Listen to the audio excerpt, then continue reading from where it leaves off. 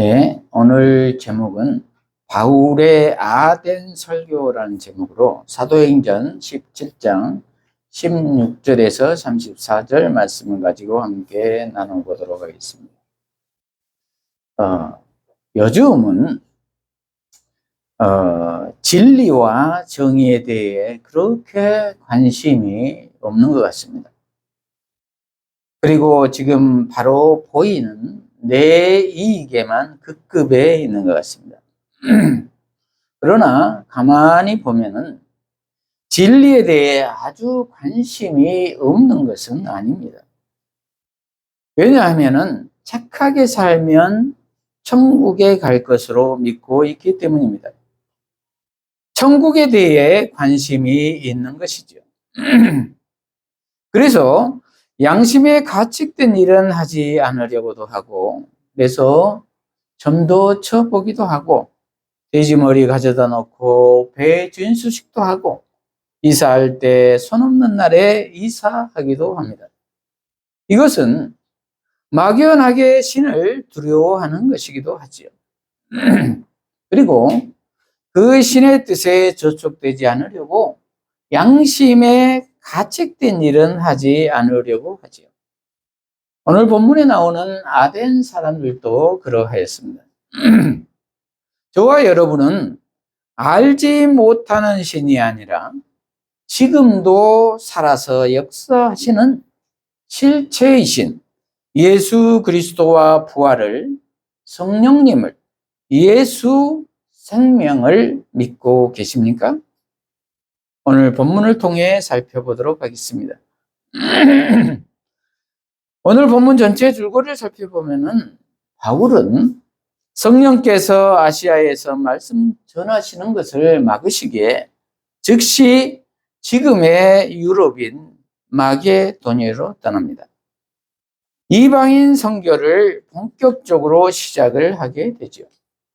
그래서 바울 일행은 마케도니아의 첫 관문인 빌립보 사역을 하고, 그리고 데살로니가와 베레아에서 사역을 한 후에 이제 아테네로 들어갑니다. 아덴, 즉 아테네는 그 당시에도 인간의 세계관을 형성하는 모든 분야에서 최고봉이었습니다. 그러나 바울의 시선에는 그저 초라한 우상 도시일 뿐이었습니다. 그래서 바울은 만나는 사람들을 붙들고 예수와 부활을 전합니다. 그러자 철학가들은 큰 호기심을 보였고 광장의회에서 연설할 기회를 얻게 됩니다. 거기에서 바울은 그들의 남다른 종교심을 지적하며 그들의 무지를 들춰냅니다. 그러자 특별히 부활에 대한 선포는 그들에게 뜨거운 반응을 일으키게 됩니다. 아테네는 지금의 그리스의 수도이죠. 민주주의를 시작하기도 한 것이죠. 거기에서 서양 철학의 시작인 소크라테스를 비롯해서 플라톤과 아리스토텔레스로 이어지지요. 이러한 철학적 사상적 계보는 아테네만의 영광이지요. 종교적으로도 융성했던 아테네는 그리스의 신화를 장려했습니다. 가장 유명한 장소는 아크로폴리스 광장과 신전일 것입니다. 당대 여느 도시와 차원이 다른 건축 양식과 예술의 탁월함을 한눈에 확인할 수 있는 것이 광장이죠. 거기서 다양한 토론과 결정이 이루어졌고 투표를 통한 민주주의가 탄생을 하게 되었습니다. 광장 주변을 아우르는 신전들과 조각상들은 고대 그리스의 종교와 문화 예술의 정수를 보여주고 있죠. 대표적 신전은 아테네 시를 한눈에 내려다보고 있는 아테네 여신 파르테논 신전입니다. 저도 지난번 성지 순례를 하면서 이곳을 가보았는데 아주 세련되고 웅장했습니다. 그런데 이곳은 바울 시대에도 관광의 명소이었습니다. 오늘 본문을 통해서 살펴보도록 하겠습니다. 첫째로, 거룩한 분노가 있는가? 거룩한 분노가 있는가? 16절부터 보면은 바울이 아덴에서 그들을 기다리다가 그곳에 우상이 가득한 것을 보고 마음에 격분하여, 이렇게 기록하고 있습니다. 마음에 격분했다고 했습니다. 바울은 아덴에서 그들을 기다렸다고 했는데 누구를 기다린 것입니까? 전 단락 15절을 보면은 베레아에서 함께 사역했던 실라와 디모데가 복귀하기를 기다리고 있었습니다. 그러면서 그런데 돌려보면서 무엇에 격분했다고 했습니까? 우상이 가득한 것을 보고 격분했다고 했습니다. 그 당시 웅장한 건축과 아름다운 예술 작품들이 즐비한 아덴의 우아함과 세련미에 매료되지 않는 사람들은 드물었습니다. 하지만 바울이 아덴을 둘러보고 느낀 첫 감정은 헤아릴 수 없는 우상들로 인한 안타까움과 분노였습니다. 저와 여러분은 웅장하고 세련된 곳에 가면은 어떤 생각이 드십니까? 먼저는 위축이 되고 부럽기도 하게 되지요. 왜냐하면 나의 초라함이 먼저 비교되기 때문인 것입니다. 내 주머니에 돈이 없으면 롯데백화점 같은 데 가면은 내 자신이 초라하기만 하지요. 몇 억짜리 시계를 보면서 저도 그러한 생각이 들기도 하였습니다. 좋은 차를 보면은, 좋은 저택을 보면은 저도 그러한 생각이 들기도 합니다. 어떤 사람들이 저런 차를 타는가? 어떤 사람들이 저런 시계를 차는가? 어떤 사람들이 저런 저택에 사는가? 이렇게 생각을 하면서 내심 부러워하기도 합니다. 요즘 말에 부러워하면 지는 것이다 라는 말이 있더군요. 그것은 내 마음을 이미 빼앗겼다라는 것이기 때문일 것입니다. 그런데 꼭 좋은 것이 다 세상적이고 우상적이다 이런 말은 아닙니다. 좋은 것은 좋아해야 하지요. 아름다운 것은 아름답다고 해야 하지요. 그것이 건강한 것이지요. 그런데 그 마음 저변에 무슨 생각의 동기로 그런 생각을 하는가가 중요한 것이죠. 아덴에 있는 파르테논 신전은 지혜의 여신 아테나, 로마 신화의 미네르바를 말하죠. 아테나를 위한 신전이기도 하고 그것이 발전되어 소크라테스, 플라톤, 아리스토텔레스로 이어지죠. 동기가 인본주의가 동기가 되어 지혜와 지식이 최고라는 생각에까지 이르게 된다는 것이죠. 그래서 이성주의가 주를 이루면서 절대자 창조주 하나님에 대한 생각은 막연한 인간에 대한 신화로 변형시켜 버리기 때문이죠. 허구로, 이야기로, 소설로 변형시켜 버린다는 것입니다. 저와 여러분은 어떻습니까? 거룩한 분노가 있으십니까? 둘째로 복음이 실제인가입니다. 복음이 실제인가? 이어서 17절 회당에서는 유대인과 경건한 사람들과 또 장터에서는 날마다 만나는 사람들과 변론하니 그랬습니다. 그 당시에도 회당이 있었습니다. 디아스포라 유대인들이 예배드리는 곳이죠. 거기에서도 바울이 날마다 예수에 대해 변론을 했다는 것입니다. 전도를 한 것이죠. 18절 어떤 에피쿠루스와 스토아 철학자들도 바울과 쟁론할세 어떤 사람은 이르되 이 말쟁이가 무슨 말을 하고자 하느냐고 어떤 사람은 이르되 이방신들을 전하는 사람인가 보다 하니 이는 바울이 예수와 부활을 전하기 때문이라. 이렇게 기록하고 있습니다. 여기에서 에피쿠루스 학파는 우리 중고등학교 윤리교과서에도 나오는 에피쿠루스 학파이죠. 이들의 창시자는 아테네 출신의 에피쿠루스이죠. 이 에피쿠루스 학파는 쾌락을 최고로 중시한 학파이죠. 인간의 만족을 인생의 최대의 목표로 삼는다는 것입니다. 그래서 인간은 그것을 위해 산다는 것입니다. 모든 행동의 동기와 선택의 목적이 즐거움이어야 한다는 것입니다. 물론 단순한 쾌락을 추구한 것이 아니라 지혜를 통한 균형 잡힌 삶을 추구한다는 것입니다. 그래서 그들은 종교적 경건에는 냉소적이었습니다. 여기에서 지혜는 내 이성에 이해가 되는 한도 내에서의 지혜입니다. 정신과 육체를 분리해서 생각하는 이원론적 사고입니다. 그리고 정신은 영혼이기에 그냥 추측의 대상이 될 수도 있다는 것입니다. 그래서 사변적 논쟁의 대상이 될 수도 있다는 것입니다. 철학이 그것이죠. 그래서 영에 대한 생각은 고상하고 육에 대한 생각은 저급하다고 생각하기도 하죠. 이원론적 생각입니다. 그래서 예수님이 영과 육이 함께 한다는 사고에 거룩하신 하나님이 인간의 몸을 입고 올 수가 없다는 것이죠.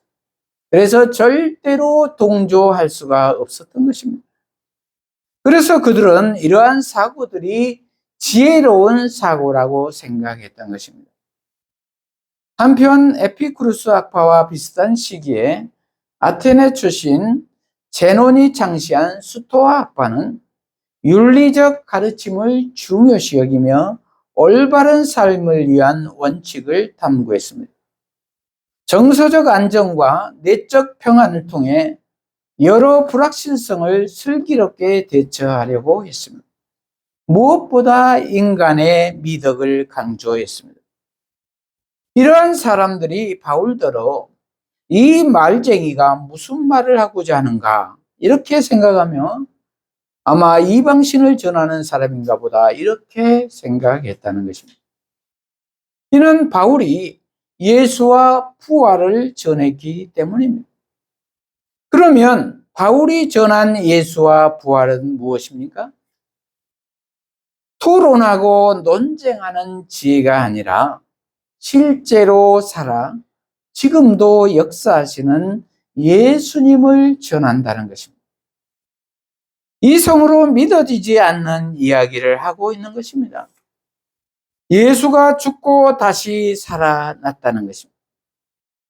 지금 우리들도 그런 이야기를 하면 믿어지십니까?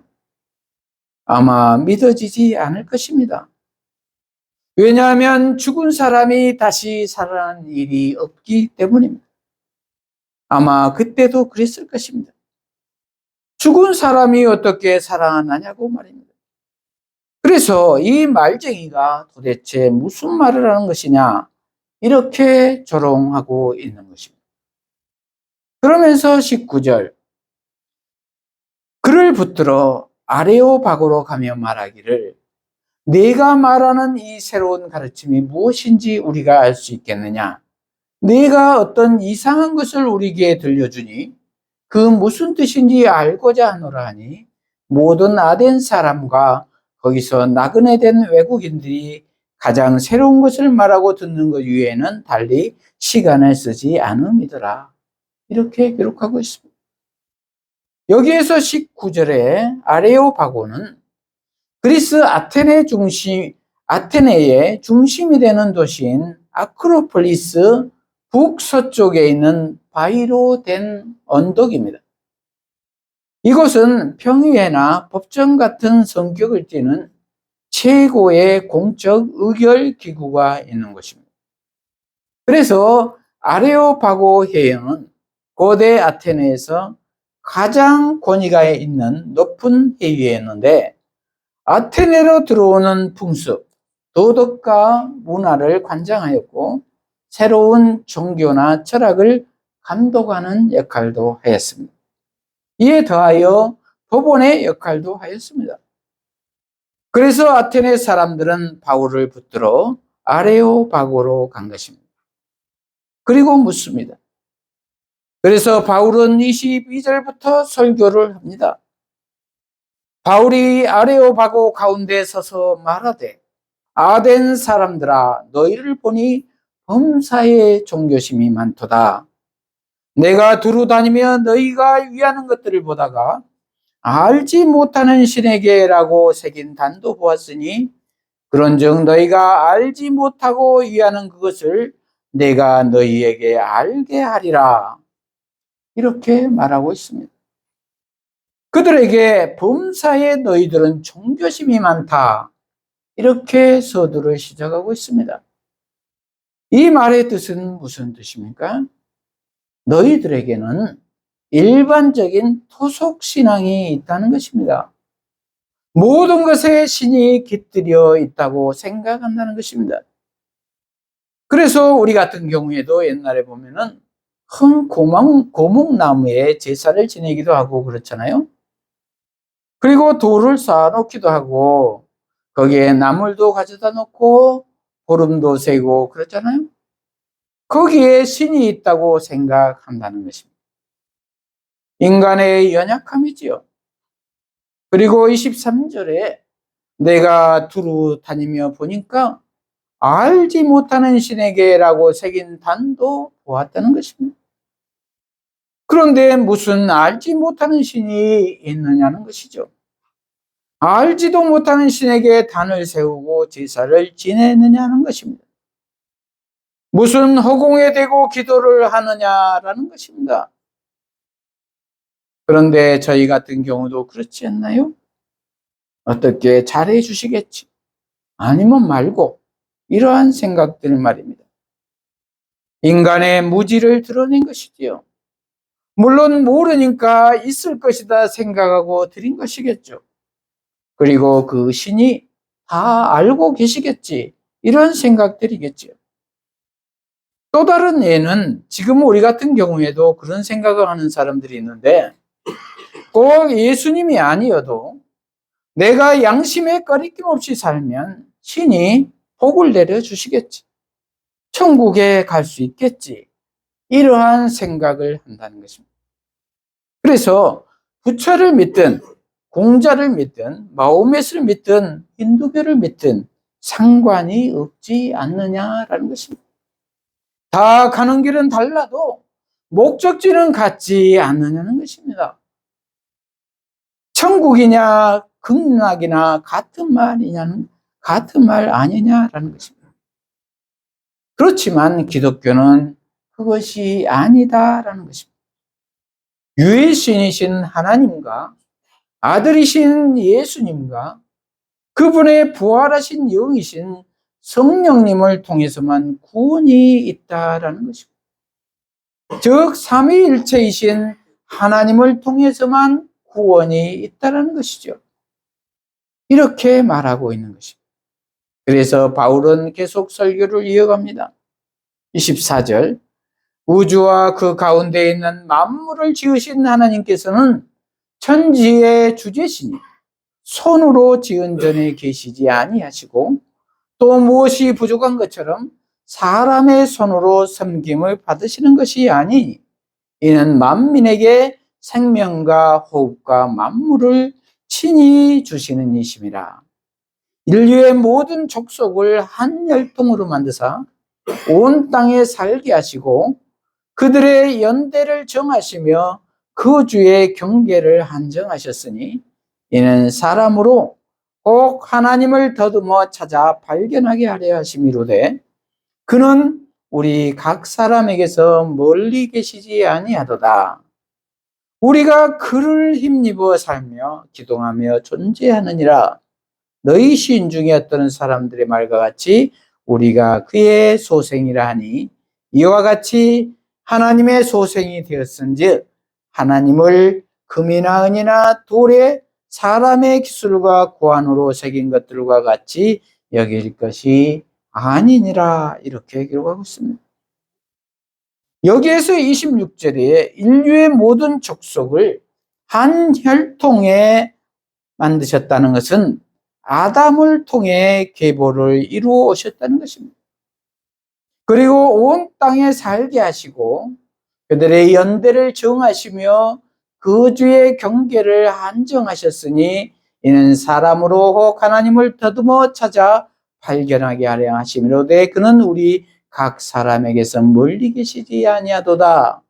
이렇게 기록하였는데, 이 말은 하나님이 우리 인간에 대한 구원 계획을 구약과 신약의 역사를 통해 알 수 있게 하셨다는 것입니다. 그래서 그 사람은, 예수님은 각 사람에게서 멀리 계시지 아니하다라는 것입니다. 그러므로 우리는 그를 힘입어 살며 기동하며 존재한다라는 것입니다. 그러므로 29절 이와 같이 하나님의 소생이 되었은즉 하나님을 금이나 은이나 돌에 사람의 기술과 고안으로 새긴 것들과 같이 여길 것이 아니다라는 것입니다. 실제로 살아 역사하시는 하나님이신 예수님을 힘입어 살라라는 것입니다. 그리고 30절 알지 못하던 시대에는 하나님이 간과하셨거니와 이제는 어디든지 사람에게 다 명하사 회개하라 하셨으니 이는 정하신 사람으로 하여금 천하를 공의로 심판할 날을 작정하시고 이에 그를 죽은 자 가운데서 다시 살리신 것으로 모든 사람에게 믿을 만한 증거를 주셨음이니라 하니라. 이렇게 기록하고 있습니다. 무슨 말입니까?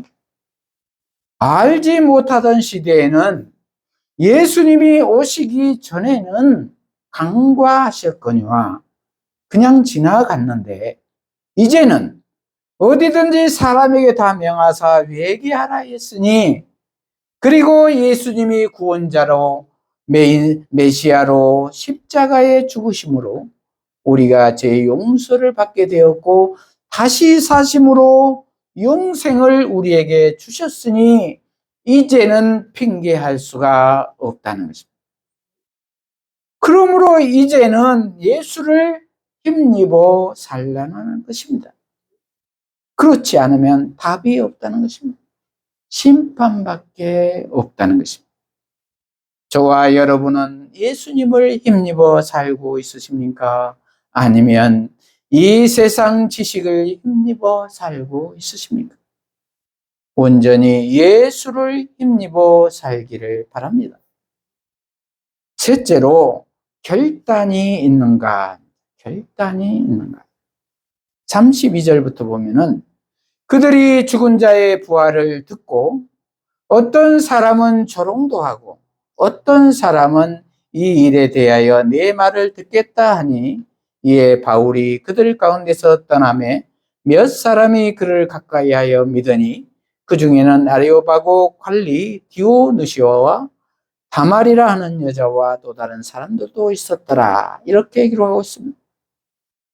이렇듯 바울의 목 터진 설교에도 불구하고 청중들의 반응은 어떻습니까? 이에 어떤 사람은 조롱도 했다고 하고 어떤 사람은 믿기도 했다고 합니다. 항상 복음에는 이렇듯 두 가지 반응이 나옵니다. 저와 여러분은 조롱하십니까? 아니면 믿기로 결단하십니까? 믿기로 결단하시기를 바랍니다. 복을 받으려면 믿기로 결단해야 할 줄로 믿습니다. 말씀을 마무리합니다. 저와 여러분은 거룩한 분노가 있으십니까? 아니면 그저 그렇게 살아가십니까? 예수님의 복음을 안다면 이 세상 가치에 현혹되지 아니하고 부러워하지 아니하고 예수님을 최우선에 두어야 할 줄로 믿습니다. 그리고 안타까워하며 먼저는 나를 전도하고 나중은 이웃을 전도해야 할 줄로 믿습니다. 저와 여러분은 복음을 어떻게 받아드십니까? 그냥 지혜로운 말 정도로 생각하십니까? 아니면 살아계신 하나님께서, 부활하신 예수님께서 성령님으로, 예수 생명으로 지금 실제로 우리 가운데 살아 계십니다. 지금 실제로 살아 계셔서 역사하시기를 바랍니다. 그리하여서 하나님 나라를 지금부터 누리며 사는 승리의 삶이 되시기를 축복합니다. 기도하시겠습니다. 하나님 아버지, 오늘 바울의 아덴 설교라는 제목의 말씀으로 은혜를 주시니 감사합니다. 우리 모두가 예수를 최우선순위로 삼아 거룩한 분노를 갖게 하시고 예수님이 우리의 삶 속에서 실제가 되게 하시고 모든 순간순간마다 예수로 결단하게 하셔서 복된 승리의 삶을 살게 하여 주시옵소서. 예수님 이름으로 기도합니다. 아멘.